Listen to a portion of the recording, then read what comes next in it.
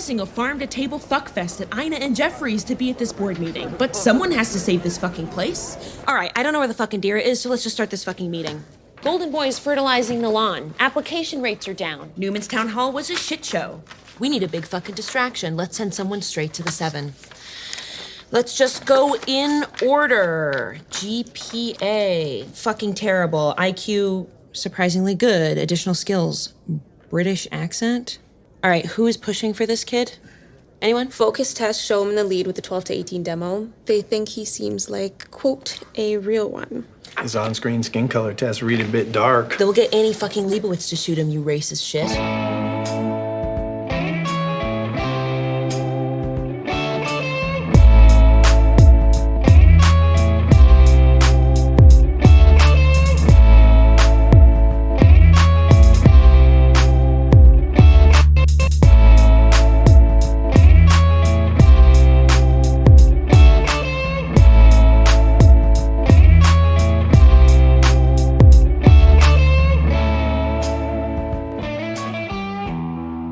TV10 Podcast, episode 0469. Haha!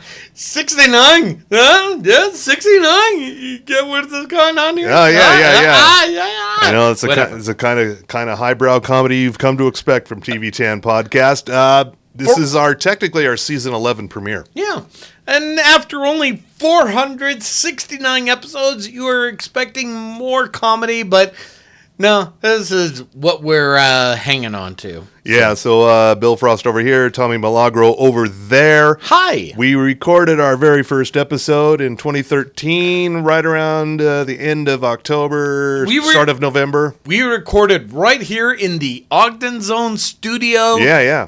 We didn't have any sponsors then. No. We would just drink stuff for free. I just said, hey, what's in your liquor cabinet? What do we got? Yeah. It was like, I don't know. I think I got some Ogden Zone over there. Great. Let's just pour that into our mouth. Yeah. Now, 10 years later, and how many sponsors? 5, 6? Oh, only 5. 5 sponsors later? Yeah. And the hits just, they keep on coming. Yeah. So season 11 premiere. We probably should have gotten a guest for this. We should have, but we went, nah. We dealt with Halloween. We dealt with the ghouls, the ghosts, and... Yep. So what are we drinking here? Oh, well, let's see.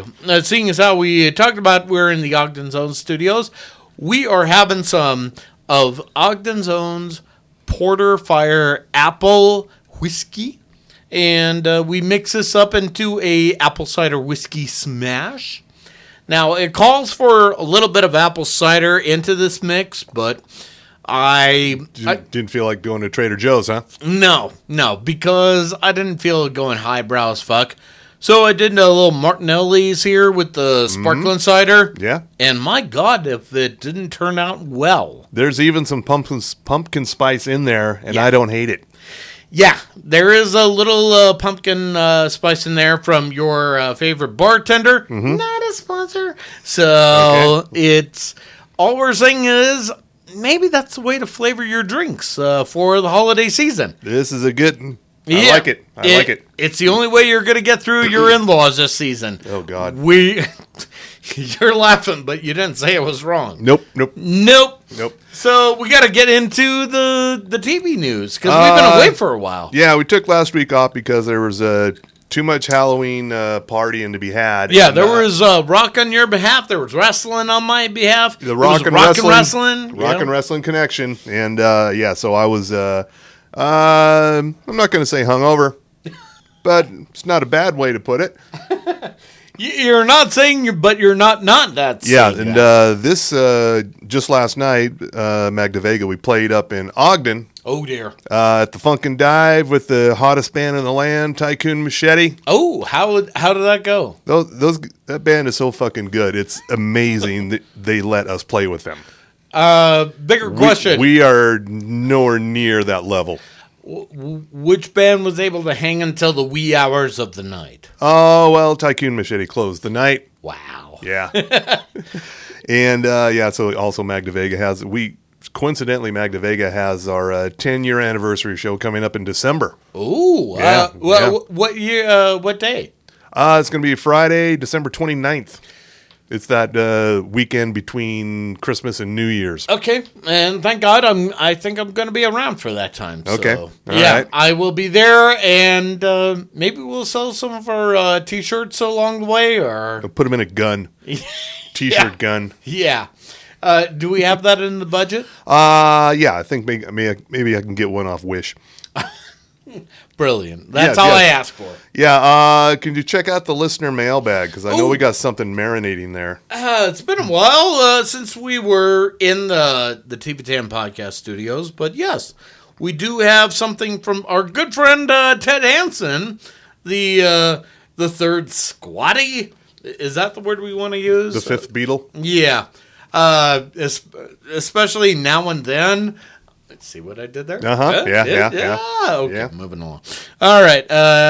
He wrote this a couple of weeks ago, but Ted Hansen said, might catch hell for bringing up Candace Owens on your show. Some of it... From who? Yeah, good question. Some of it deservedly, her and Kanye wearing White Lives Matter shirts. What the fuck was that? Which I have to agree. So what is the fuck with that? He's not referring to Candace Owens on Bill Maher's podcast. Oh. Club Is Random. that what it was? Yeah, she's so the moon. Well, maybe we went there, but maybe we didn't. No. No, the moon. We didn't need to go there because why? Where's your proof, Bill? Yeah. Yeah. But please watch her expose on the Netflix documentary Making a Murderer. Excuse me. Making a Murderer. Okay. Remember that one? Poor, innocent Steve Avery framed by the wicked sheriff. Bullshit. The guy was a psychopathic, cat-torturing, niece-molesting, rapist murderer. Wow. Hey, multi-hyphenate. Yeah. In her 10-part series, Owens pulls back the curtain big time and offers probably a truer account of what happened. I say probably truer, and not the truth, because there is no the truth, especially in documentaries, which I have to agree to an extent right Okay, yeah. there. In fact, there is no the truth anywhere. What's going on here? Yeah, Okay. but I digress. Making a Murderer has far-reaching, long-lasting social implications. It has generated thousands of Avery devotees, some of whom go so far as to denigrate his very victim, Teresa Halbach. I don't know. Whatever. In some of the most vile, despicable ways. Owens does not blame them for all this madness. Rather, she lays the blame squarely where it belongs. Netflix. I came away from the show convinced the Halbach, whatever. Yeah. Family should sue Netflix into oblivion. Owens' expose is called Convicting Murderer. I'm guessing some, if not all, of your audience doesn't subscribe to the Daily Wire where it can be found. Well, then, just watch it at your crazy MAGA aunt's house. Thanks again, guys, for this soapbox. Hey. All right. Well, thank you for that, Ted, and thank you for reminding me why I needed to cancel Netflix. Well, now. at least you can't watch it at the Daily Stormer. No. That's different from the Daily Wire. But at the very least, for those of you that are paying attention to our podcast, November is coming. And Actually, it's already here. It is. And more importantly, you need to be prepared for your in-laws. We are the ones that are going to tell you, no, walk away from that. Oh, really? Sound of Freedom is a great movie, huh? Interesting. Oh, Move along. Sound of Freedom coming to Prime Video. Seriously? Yeah, they're the ones who bid the highest. Motherfucker. Yeah. All right, fine. Got that Amazon money. Okay, so you've established why I need to have a Friendsgiving at my place. So thank you for doing that. I appreciate it. New stuff coming up this week. Oh, what do we got? And and I really hope it has nothing to do with Sound Freedom. No. Tuesday, the 7th, second season. Well, this second season on TBS, Wipeout. Oh. John Cena's other gig. Because, well, here's my question then, because Wipeout is not SAG-AFTRA. Probably not. Okay. Probably not. It's John Cena and what's her name? Nicole Byer. That's right. Yeah. Yeah, and you've probably seen her on Netflix's what is it? It's some baking show. Nailed it. Big Black Weirdo. That's it. That's her comedy oh, special. I don't know that one. Okay. It's a good title, though. Oh, it is. Coming up on Wednesday, if you need a costume drama period piece in your life, I know you do. We do? Yeah, this is called The Buccaneers on Wednesday on Apple TV+. It's adopted from an unfinished novel by Edith Wharton. Basically, it's a bunch of young American girls traveling to London to attend the, what do you call them, the cotillions or whatever. Okay. To land a husband. Okay. Only question I have in this, on a scale of 1 to our flag means death, how LGBTQ friendly is it? Probably not at all. So basically, it's a bunch of white women bullshit. It looks pretty straight. It's not completely white, though. Ew. Okay. Well, much like the South Park Joining the Pandaverse, the cast is very, very racially diverse. Much more so than it probably would have been in whenever the hell in the 1870s. But let's just go with it. Yeah, but at the same time, can we just both agree it's not the same without Blackbeard and Steve Bonnet? No. But it does have Christina Hendricks. Okay. I rescind my earlier statement there. Yeah, and also, I didn't know this was still a thing. The Santa Clauses, Season 2 on Disney+. Tim Allen, this is a series now. Okay, I must have missed the first season. I didn't know about this. So Tim Allen did not get canceled? No, he's always right there on the edge of cancellation. Yeah. Fine. All right. You were so upset by that, you dropped your pen. I did, because I was like, really? Why is he a thing? On Thursday on Paramount Plus, we have a Australian import. It's called Colin from Accounts. Say that again? Colin from Accounts. Okay. Thing is, the story involves very little Colin or accounting. It's about a couple of single people. Patrick Bramhall from he was in Overlord, and Harriet Dyer. She was in American Idol. She was the blonde. Did not know she was Australian. All right. And more Americans taking our jobs. So is it more Colin from McKin's? No. It's not that Australian. Oh, it's kind of Australian, or it's just barely Australian, but it's about a couple who meet. Actually, their husband and wife. They created, wrote, and star in this series. All right. So they meet over a very strange accident where he actually hits a dog with his car. And it was her fault that he did it. So basically, they're stuck with this dog trying to take care of it. They don't know who it belongs to. Oh, wow. And romance ensues. Romance? It looks very funny. Ew. I know, right? Romance, but comedy, at least? Oh, yeah. Okay. Plenty of damn comedy there. All right. I'll live with that. On Friday, it's the fourth season premiere For All Mankind, the alternate history outer space show. Well, now it's now we're around the year 2003 and trying to go to Mars. Okay, and that's on the Apple Plus. Apple TV Plus, yeah. All right, and so basically, if we didn't land on the moon, our lives in America would be better. Yeah, well, just ask Candace Owens. She's not sure if we landed on the moon. Oh, yeah. Okay. But do I really want to ask her? No, you don't know. No, I didn't. Also on Friday, a movie on Netflix, The Killer. This is from David Fincher, and this movie has been in the works since 2007. Yeah, and this is starring Michael Fassbender, young Magneto. For those of you, young Magneto. Well, tell me if I'm wrong. Nope. All right. You're totally right. He's a assassin with a bit of a identity crisis. Is Barry. He's Barry without the laughs. It's not funny Barry. No. Yeah. But here's the thing, as a German, probably on brand with him. Yes. So On Saturday Night Live, hosted by Timothy Chalamet. Oh, okay. The most Nepo baby of all the Nepo babies.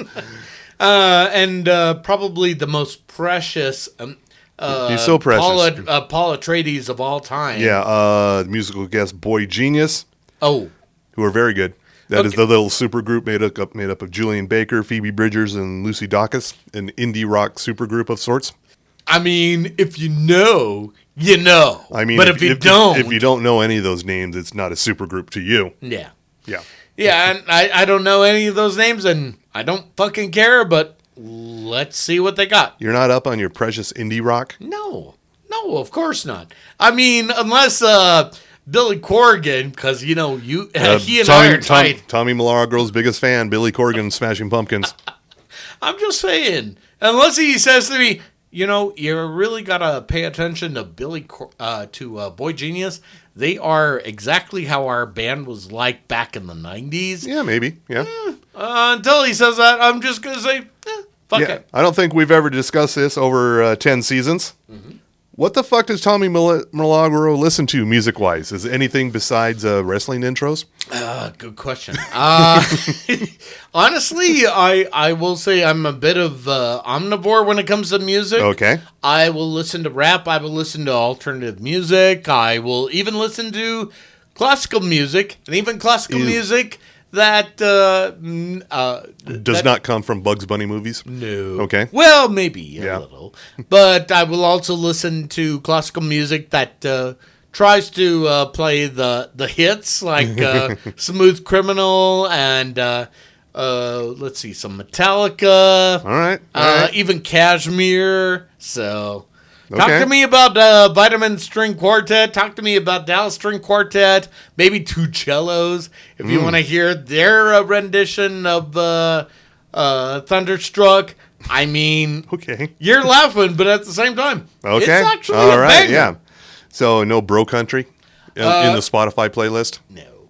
Okay. No, I refuse to. But if you're gonna send me something my way, it's like, oh, you want to do Taylor Swift? All right, let's see how it does as a classical riff. All right, okay, I think I can get around to this. And finally on Sunday, a new series from Nathan Fielder. So you know it's going to be weird. It's called The Curse. It's on Showtime and Paramount Plus with Showtime, starring Nathan Fielder and Emma Stone. Okay. She is the host of a HGTV house flipping show set in New Mexico. And Nathan Fielder is kind of her partner on the show. I don't think he appears on the show, but they are the co-hosts of this show. And one day Nathan Fielder fucks up, and little girl puts a curse on him. Ooh. Yeah. All right. Yeah. And shit gets weird from there. So on a scale of 1 to surreal estate, where does this land? Yeah, I don't know where this lands, but I don't trust anything here because it's Nathan Fielder. What was he in? The Rehearsal. Okay. You remember that from HBO or Nathan For You? Oh, okay. Yeah. That dude. So there's got to be a twist in here somewhere because it's already weird, but it's Nathan Fielder, so there's got to be an even weirder twist coming. Unless M. Night Shyamalan Ding Dong is involved, fuck it. Yeah. I'm just not interested. Some shit, not even for Emma Stone. I'm kind of meh on Emma Stone. Unless Ryan Gosling's involved, then okay, maybe you got me there. Okay. So, what? Am I wrong? Am I wrong? Ryan Gosling is now firmly entrenched in the Barbie-verse. You're not going to get him back. Well, technically, we kind of got him back, at least for the Fall Guy. Have you seen that trailer? Oh, yeah. I mean, I was kind of on the outs on that when the last time we talked about it, but now after seeing it, I went, all right, I see what you're trying to do. It could be a thing. Yeah, I am totally on board with this. But here's the thing. He's not a bounty hunter come stuntman. He's just a stuntman, but we cut out the whole bounty hunter angle? Apparently, from what I saw in the trailer. Yeah, so that means that you and I... Did they keep the theme song? I didn't hear it. The nearly minute and a half Fall Guy theme song that I didn't explains the whole premise of the show. I didn't hear it at all. Man. So We've talked about this here before, to where there's a whole intro to the Fall Guy where it's got a narration, voiceover narration explaining the premise of the show. and Lee Majors is talk singing through it. Yeah, but then there's the theme song that does the same thing. So you've got like a solid 5 minutes of explaining the show. Bigger question, and I'm trying to figure this out: is Lee Majors still alive? I mean, it's a fair question. No. The last time we saw him was Ash versus the Evil Dead. Are we playing Dead or Alive here? Maybe. So let me see. Nope, still alive at, holy fuck, 84 years? Okay. Shit. Okay, so basically somebody put him on your death card. He is not long for the world. And the writer's strike is over, but the actor's strike is still going on. The talks are looming. They might hammer out something this week. Maybe not. We don't know. Well, what have you heard at this point? They seemed like they were getting closer to a resolution late last week. Oh. But not quite there yet. Okay. And there's no meeting scheduled for this week yet. So I don't know. So that means more reality shows? Probably, yeah. Ew. Yeah, Ew. more reality garbage. Ew. And yeah, December's always bleak for new stuff, but January's going to be Even bleaker. I don't know if we can salvage the winter season for TV here. It might be too late. We might be looking at spring. So basically, we got to go to the office, and we got to maybe rent out a theater, maybe two. I don't know, man. Aren't they just blasting Taylor Swift in both theaters now? Is that still a thing? I think it is. Okay. Well, I wouldn't doubt it because we are living in Tay-Tay's world. Yeah, there was a movie that came out that unseated the Eros tour movie from the top spot. But I don't remember what it was. I haven't seen a movie in a while, so I couldn't tell you. Why don't you look up the latest box office? Let's just take a detour into movies for a second. Right, I'm curious what the movie was that unseated Taylor Swift. But of course, if you feel like there is a TV show that should unseat the Swifties here, reach out to us at Facebook or on X, Twitter, and or even Instagram. Yeah, we got a presence there. Sure. Why? Yeah. Why are you even arguing with me at that? At TV Tam Podcast. Just let us know what movie should upseat the Eras tour. What have you got over there? I should have known this right off the top of my head. It's Five Nights at Freddy's. Okay. I haven't seen it yet. I hear it's pretty good, actually. It's on the Peacock if you want to. It's on the Peacock, yeah. If you don't want to go out to a real movie theater. Yeah, don't go to a theater. Flock to the cock. You're telling people not to go to movies? I didn't say don't go to movies. I'm just saying because I don't think it's at Broovies. Is it at Broovies? Probably. I would guess that it is. Hold on. More on the fly research here. I'm going to guess that Broovies would definitely be showing Five Nights at Freddy's. I did not see that last time I was stepping into the office here, but let's find out here. Okay, Broovies and... Okay, not the reviews. I don't want to hear that. Shit. Let's see. Starting with Showtime for Sunday. Well, fuck me. Five Nights at Freddy's is over there. That's so absolutely a Broovies movie. And right up there with The Bear. Yeah. Or, no. What was it? Killers of the Flower Moon. Of course. All 3.5 hours of it. Fuck. That's got to be... I heard there's like an intermission in that son of a bitch, so... Yeah, I also heard that I think it was the studio was complaining about, no intermissions. Why? I mean, that is a heady subject, and it was a heady book. That's probably a mandate from Scorsese. Yeah, no intermissions. See, I'm going to go bullshit on that, and you need an intermission. There used to be an intermission for another De Niro movie, Once Upon a Time in America, but not when I saw it. Yeah, exactly. My point. I saw that in a theater. Yeah. Yeah, and of course, who fucks everything up? The studio. They said, no, you don't need an intermission. I've only seen one movie in a theater this year. Oh, what that was would be Cocaine Bear, back in early part of the year. Are you saying we need to give the TV10 rub on Cocaine Bear? I mean, we need to add to that. And that's going to lead into a story I'm going to talk about when I get to sports. All right. Just saying. But what do you think? Do we need to add the TV10 touch to The Office? I mean... Maybe. Well, what's your... Do you think any staff would show up to accommodate us? I've heard that's a problem with podcasts there. Yeah. I mean, do I have to be a leader? Do I have to walk in there and say... Also, we would not do anything during the daytime. That's true. We're strictly an evening show. Yeah.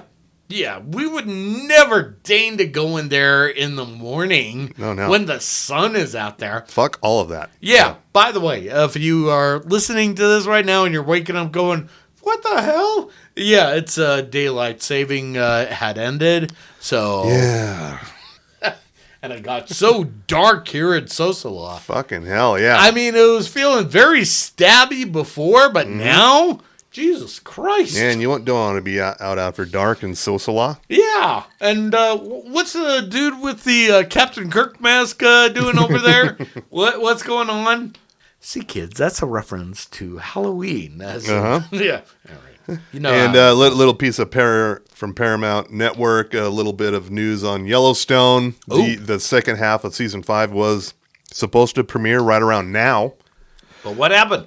Actually, I think tonight was the originally scheduled, as we're recording on air, November 5th, I think was the originally scheduled return date. But, writer strike and Kevin Costner and all sorts of fuckery. It's going to be November 2024. Okay. So... Two things about that, and I know the answer before I ask. Is it really about the writer's strike, but is it more about Kevin Costner? I think it's about Kevin Costner and Taylor Sheridan and just a little bit about the writer's strike. I'm not going to lay this on Taylor Sheridan's feet, but Kevin Costner? Oh, fuck yeah. Yeah, the thing is that Taylor Sheridan can crank out at least 4 or 5 new series for Paramount Plus. Literally, before then, yeah. Yeah, literally, if not figuratively. And if you're saying, well, what has he done before? Tulsa King. There you go. So Special Ops Lioness. That was 1883. Seriously, those were fucking awesome shows. The Jeremy Renner thing, Mayor of Kingstown. He did? Oh, yeah, he did do that. I forgot about Taylor Sheridan cranks that shit out. So, Taylor Sheridan is the cocaine bear? Yeah, pretty much. He is the cocaine bear. And I think you know what time it is. Oh, well, in that case, let me just crank it out and hit the music. And sports with Tommy Milagro. Go team. From the Sports Desk of the TV10 podcast, we deliver to you only the sport of professional wrestling. And, oh my God, so much to cover in the time that we have, starting with WWE Crown Jewel. And tragedy. Such a tragedy. Logan Paul was facing Rey Mysterio. Is he dead? No. Oh. I wish. Yeah. So, but Logan Paul faced Rey Mysterio for the WWE US Championship and won the title, which, once again, we said it before. We are going to say it again as loudly and proudly as possible here in the TV10 Podcast Studios. Stop making garbage people famous. We ask so little. Seriously. But in other news, and speaking of cocaine... Speaking of cocaine, sure. Honestly, now, NWA Samhain pay-per-view came and went a couple of weeks ago. Yeah. Did you have a chance to see that? I did not, no. Oh, that's strange, because I covered that a couple of weeks ago at slamwrestling.net. You know, I'd write for them, and I have an MBA. So I can just read all about it. You could, Yeah. and drink it up right there. But there was a moment where the Sinister Minister, the host of Samhain, was snorting it up. Really? With Sal the Pal and Gags the Gimp, and apparently that's getting them in hot water because they've got a TV deal, a couple of TV deals going, and the word is the TV deal is with the CW. Okay. And again, not officially, but the word is. Mm-hmm. And apparently that spot is getting them in hot water with the CW. To which I'm going to say, A, seriously, you've got Riverdale with the, what was it? The Montreal Maple, Yeah. what was that again? Montreal Maple... Maple heroin trade. Thank you. Yeah. This is what's going to get you in trouble. Well, they're no longer in the Riverdale business, Yeah, for now. so they can get on their high horse. Yeah, well, no, they can't. They seriously can't on that part right there. And let's see. As far as other things coming up here, let's see. I think let's see. That's kind of the big news right there. The two big news here.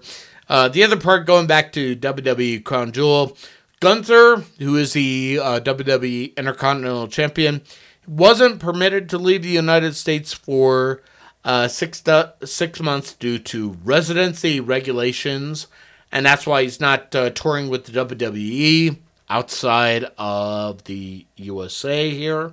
And also, I'm going to say... Is that the one I'm going to stick with right here? Oh, yes. This is where we're going to go finally this. So, a couple of weeks ago on AEW, Tony Khan presented Sting, who's going to be retiring Okay. on their pay-per-view Revolution in 2024. But he presented Sting with a gift. Okay. And the gift is... Woo! The Nature Boy, Ric Flair. And he is going to be in the corner of Sting. Okay. So, you're already excited. Doing what? Oh, well, there's two things for that. So, number one, he's going to be with the Nature Boy for at least until 2024. He's going to be in this corner. He's going to... And this is it's huge because Flair has not been with any Turner-based programs since, WCW. Long time ago. Yeah, like we're talking At least 20 years. 22 years to be exact. Yeah, okay. So that's number one. But number two, this is the part that I love here. AEW CEO Tony Khan announced that today that a multi-year deal with Nature Boy Ric Flair. Does Ric Flair have multi-years? Well, I mean, we'll get to that in a second here. But they announced that Flair's energy drink will become the exclusive energy drink of All Elite Wrestling. He has an energy drink. He has an energy drink. What's it called? It's called Woo? Yeah, it's called... Of course it is. Of course it is. Energy. Okay. Yeah. So when you're drinking energy... I wonder if you can get any of that around here. we're going to have to explore this with the budget that we have here. We're going to have to hit the Maverick. Exactly my point, because... And to your question, sir... He is going to last as long as possible because he is still a limousine riding, jet flying, wheeling, stealing, kiss stealing, son of a gun, because it's sports. It's sports. It's Tommy Milagro. Yeah. Okay. Did not know he was in the energy drink business. And he's also been in the rap business too with the Ric Flair drip. So I barely remember this. I want to say it was like 3-6 Mafia. So Okay. Does that ring? That's coming back to me now. Again, I remember this that is now. this is what I have to explain to my family all the time. I write about this shit. I have to explain this shit.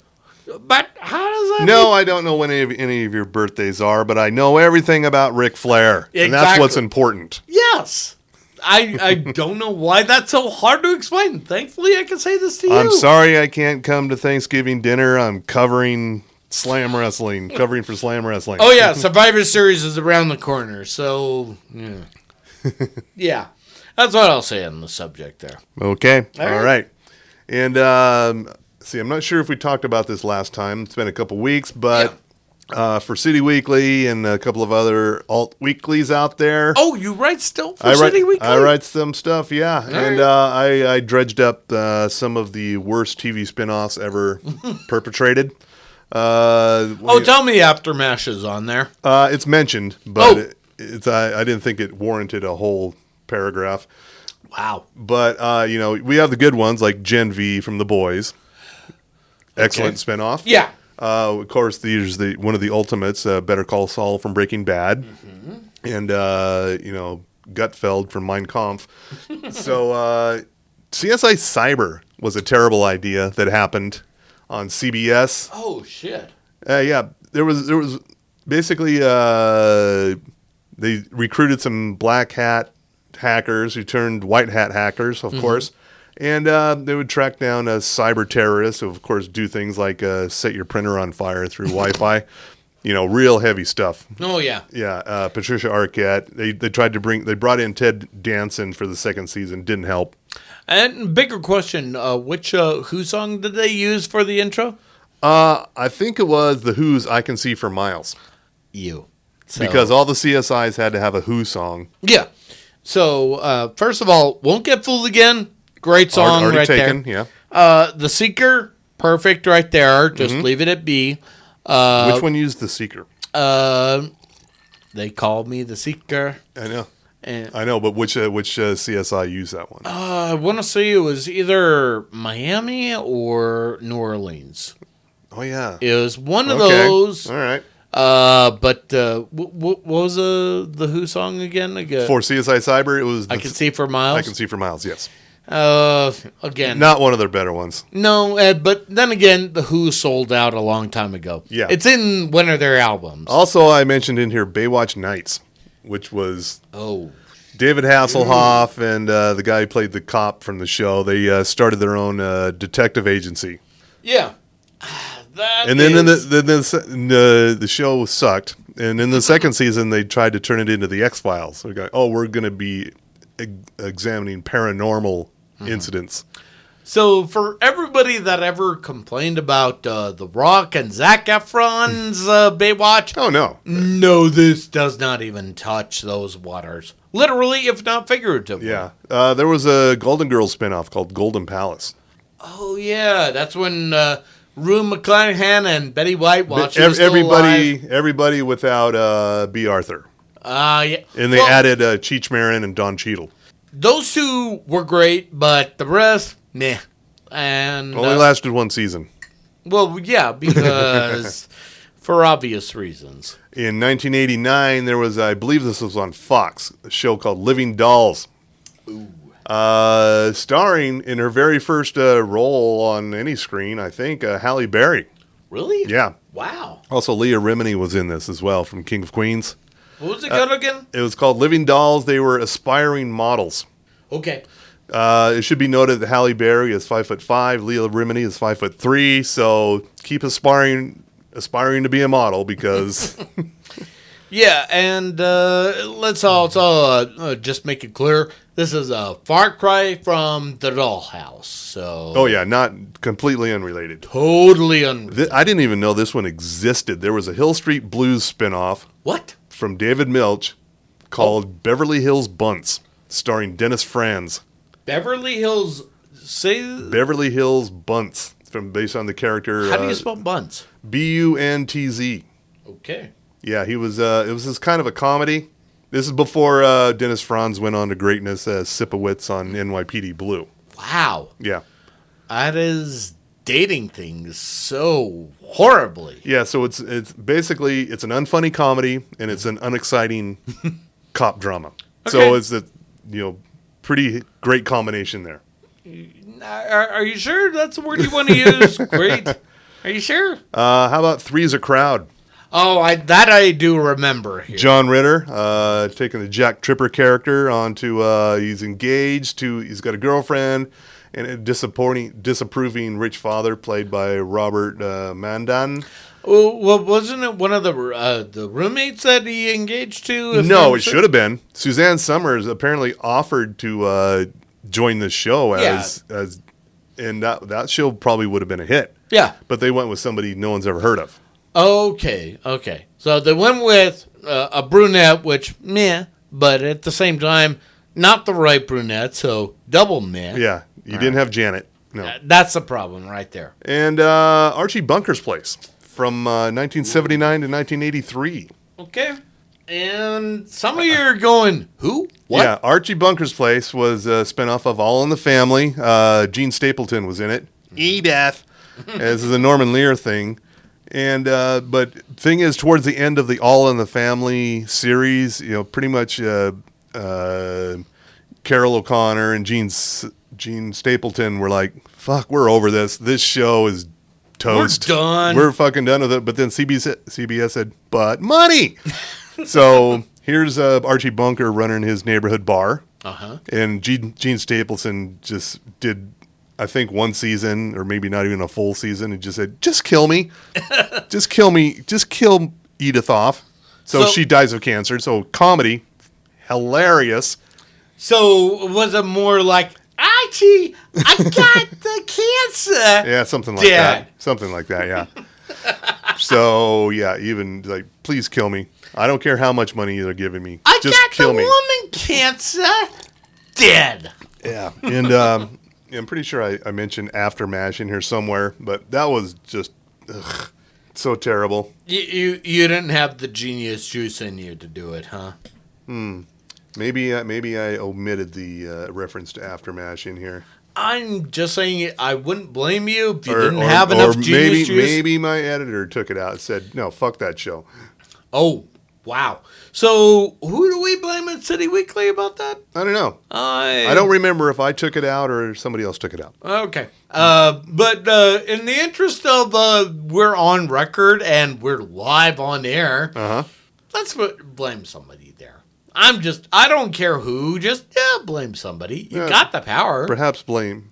I'm not going to blame myself. And you're not going to blame me because I'm not on the writing staff. No, that would be crazy. Yeah, for a lot of reasons. Yeah. So I'm just saying, I'll let you decide who to blame it on.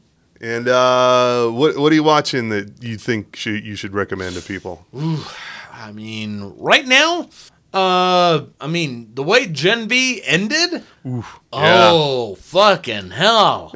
I'm just going to say right now, when you're thinking to yourself, when is the Boys coming on? Well, Gen V is a great show to watch from start to finish. And yeah, I don't know when a new season of The Boys is coming. I was going to ask you, have they announced? I've seen nothing about it. Okay, so, but the way it ended, it is worth it, and you're going to go, are you sure? And I'll respond, totes. So, yeah, Mrs. Frost is like, oh, why the fuck are they bringing in The Boys into this? This show's just fine on its own. I go, well, you got to do a little lead up to the next season of The Boys. Yeah. And the way it ended with at the end credits, on a scale of 1 to Carl Urban, yep, brilliant. So, but I am also going to say another show that everyone should be watching a little bit harder, other than the fact that Lower Decks is over. Still great. Wait a minute, isn't he Tom Paris? that was my favorite line. I don't see the resemblance there to Tom Paris. And it's the guy that was playing, what was it, Nick Locarno or something like that? I don't recall. No. Oh, it was just, and the fact that Will Wheaton inserted himself into that last episode. Will Wheaton? Oh, no. Yeah, Wesley Crusher himself, he was involved in that shit. And I was like, oh, somebody has got a sense of humor at Star Trek and Paramount. I love it. Yeah, I think Doom Patrol, I think we're looking at the final episode this week. Yeah, I think it is going to be this week. But again, I am going to voice what Robot Man, Brendan Fraser, said. Wait a minute. So Jane's the one that's giving the pep talk? Oh, and at the same time we're going, yeah, really? Why is she? The fuck? I mean, if they're going to go out, they're going to go out in style. Yeah, in the second season of Invincible premiered over the weekend. Oh, very good. I thought it was great, and the fact that they inserted in Karma Police into that was a choice. It was, but at the same time, I'm like, yeah, that's kind of totally works. Well, and there were points in the comic, and I remembered this when I read through it. There was no dialogue, and there were those action scenes, and I just went, "What kind of music would fit into that?" And I know. Probably didn't think Radiohead. Now I'm going. Well, Tom York's getting a bit of a resurgence. First with Guardians of the Galaxy, now this. So the Letterkenny spinoff, Shoresy. Okay. All 6 episodes on Hulu now. Haven't seen that yet. Fucking great season. It's a little different than Letterkenny. It's got more of a actual storyline, whereas Letterkenny doesn't necessarily. It's just more. It's like It's Always Sunny, but for Canadians. Yeah. So the 6th episode, 2nd season of Shoresy is on Hulu. Highly recommend it. Blaze right through it. And let's see. I think we covered the end of Our Flags Means Death, didn't we? Yeah, a little bit. That seemed like a series finale. Well, here's my question, because I know apparently it's got a season 3. So when that's really? I was looking it up on Google. Because that really looked like a series finale. So here's my question then, because of the way you phrased it here. Should it end right there, or no? I think there's plenty more places to go with that. If only just to see Bonnet and Blackbeard just go. We're a couple. We're a great couple. I don't know, mate. I don't think we're a really great couple, but I do like the whole stabby thing that we both do. But you like when we're holding hands? Yeah, when we're strangling our enemies to death. I'm just saying right there. But the whole crew's kind of going into some weird things. I mean, I don't know how Christian it is. How Christian do you think it should be? Well, I'm just saying it could get into some trouble there. That's just a thought right there. So, and with that said, I'm just going to say, Takedo TD, pay us. Just right fucking now. Pay up. I needed that. Thank you. Yeah. So, I think we can get the fuck out of here. Want to thank our sponsors? Oh, yeah. That would be Ogden's Own Distillery, because they provided us the Porter's Apple Whiskey that Mr. Proust is chugging down right now. Very good. Oh, and that's going to give you the genius juice to edit this son of a bitch here. Yeah, we'll see how that goes. And of course, if you want to, you should try some of our other sponsors. Maybe Sugar House Distillery. Not only do they have some great bottled drinks, they also have cans of drinks too. Yes. Just saying right there. Maybe you should try Outlaw Distillery. Sure, they also have bottles of drinks, but they also have some other great stuff here to mix up your drinks, like the unofficial sponsor, your favorite bartender, this pumpkin spice, because it's either you mix something up or you got to talk to your in-laws about politics. Just saying. Yeah, exactly. Thank you. Or maybe you just want to, because we're recording this on Sunday, maybe you need a beer. Maybe you need to go to our good friends at Bohemian Brewery. You just grab a 6-pack, or maybe you just get a growler or whatever, or maybe belly up to the bar as you are watching whatever football is taking place on the big screens there. Either way, you should just belly up and just say, hey, TV Tam Podcast said I need to be here. And you're not wrong. And you should do that with a TV Tam Podcast t-shirt. Yes, we still have those. Everything must go. We are trying to give it away. We are trying so hard to give it away. I mean, we're not a Michael and Dell because, we're actually competent. And, well, are we competent? More so than Mike Pillow, for sure. See? And more importantly, just take our t-shirts from us. We only have a few left for the low price of $10. $10. You could get anywhere from a small to I think we got an extra large somewhere. Yeah. It's around there. Just reach out to us at tvtampodcast@gmail.com. Put in the subject line, T-shirt me now. Yes, you. You do that and put in your name, your address, your shirt size, and how you'd like to pay for our fine wares here, either PayPal or Venmo. No, I'm sorry. I realize you just got done with your court case here, but no Venmo, no crypto, no sort of Bitcoin or no FTX whatsoever. Just pointing out that SBF doesn't want a shirt? No. Oh. No. Sorry. Well, actually, I just, maybe I will give it to him, if only just to see how badly he gets beaten by it. Is that so wrong? No, not at all. Totally, I will allow it. All right, we will figure out a way to gift it to you, SPF.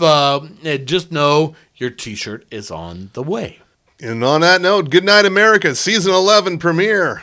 Yeah, I know. It is everything you wanted to expect and more because... Woo! Yes, that's right. So jiggle that handle and woo!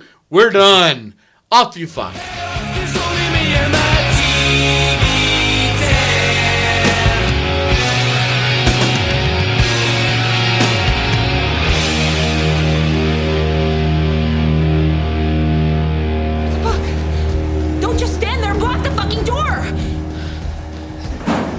Find fucking Homelander, radio the helicopter now. Go!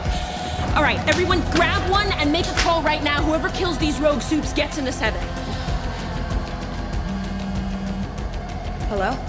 Marie Moreau, Ashley Barrett. Vought, we are considering you for the 7. Congratulations, we're so excited. We just need you to take out some escaped students. Cancel them. Cancel them from planet Earth. Oh, Miss Barrett, thanks, but... Jesus fucking Christ. Marie, the entire board of trustees is up here. You do this, and I will get you a meeting with your sister. Oh my God. I just lost Wi-Fi. There's no signal. LTE? No, nothing. Harper! Who's gonna know if we die? What the fuck?